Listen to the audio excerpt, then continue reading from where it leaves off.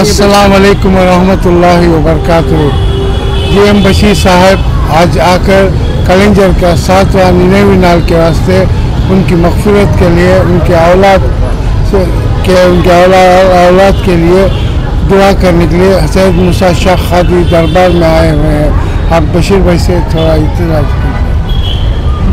अस्सलाम वालेकुम वणक्कम நான் JM பஷீர் இன்னைக்கு நம்ம நெஞ்சமெல்லாம் குடியிருக்கும் முன்னாள் முதல்வர் ஐயா கலைஞர் அவர்களுடைய 7ஆம் ஆண்டு நினைவு நாள். இந்த நினைவு நாளை இன்னைக்கு இந்தியா முழுவதும் அவர் நினைவுகளை போட்டுக் கொண்டே இருக்கிறோம். ஏன்னா இஸ்லாமிய பெருமக்களாக எங்களுக்கு முதல் அரசியல் அங்கீகாரம் கொடுத்தது அவர்தான். கண்ணியமிக்க காகித மில்லத்தின் மறு உருவமாக வாழ்ந்திருக்கிறார். எங்களுக்கு இஸ்லாமிய பெண்களுக்கு சொத்துக்கு சம உரிமை கொடுக்குன்னு சொல்லி கண்ணியமிக்க காகித மில்லத், அதாவது குரானில் சொல்லியிருக்க வசனத்தை, குரானில் இருக்கக்கூடிய அந்த சட்டங்களை, இஸ்லாத்தின் சட்டங்களை தமிழக அரசு சட்டம் மூலமாக நிறைவேற்றி தந்தது கலைஞர் தான்.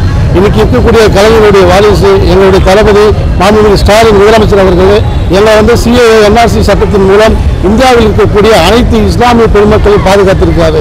இன்னைக்கு BJP அரசாங்கம் இஸ்லாமிய பெருமக்களை ஒழித்துவிட்டு இன்னைக்கு தமிழக அரசியலில் புகழான்னு நினைக்கிறாங்க. நிச்சயமா எங்கள் கலைஞருடைய வாரிசு எங்கள் ஸ்டாலின் தளபதி இருக்கிற வரைக்கும் அது நிச்சயமாக நடக்காது.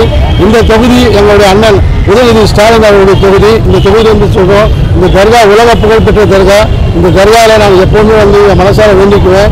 அடுத்த 2026 தேர்தலில் 200 சட்டமன்ற தொகுதிகளில் நிச்சயமாக திமுக வெல்லும். இதற்கு சிறுபான்மை மக்களாகிய நாங்கள் நிச்சயமாக கலைஞருக்கும் கலைஞருடைய வாரிசாகிய எங்களுடைய தளபதி அவர்களுக்கும் தளபதியின் வாரிசான எங்களுடைய அண்ணன் உதயநிதி ஸ்டாலினுக்கும் துணை இருப்போம். திமுகவின் வெற்றிக்காக அயராத உழைப்பு கேட்டுக்கிறேன். நன்றி, வணக்கம், அஸ்ஸலாமு அலைக்கும்.